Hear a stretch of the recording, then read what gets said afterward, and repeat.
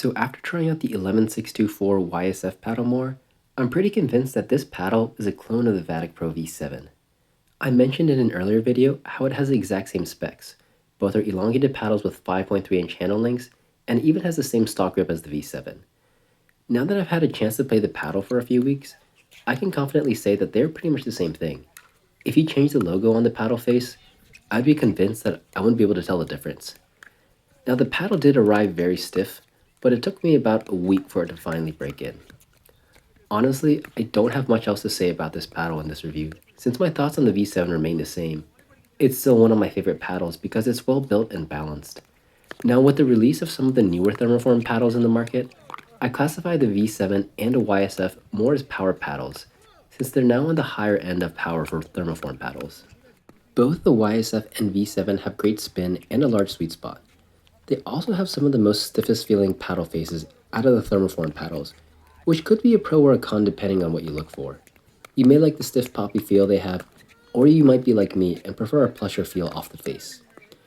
Now the YSF retails for $119, but after a discount code, this drops down to $109, while the V7 starts at $139, but after a code drops to $129, making the YSF the cheapest Thermoform paddle I've currently seen on the market, disregarding the Huda Vivo Pro, which I classify in a different category for thermoforming.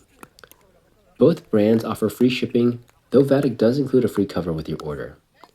As for warranty, Vatic has a 90-day one, while the 11Six24 warranty is 120 days.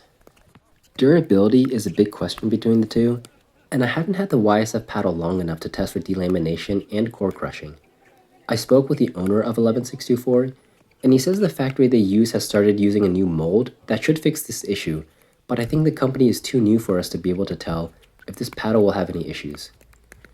For Vatic, I know they have done new manufacturing techniques in their updated batch of paddles, like adding new heat-resistant glue more uniformly in a sheet, and I haven't been hearing too many issues with their new batches.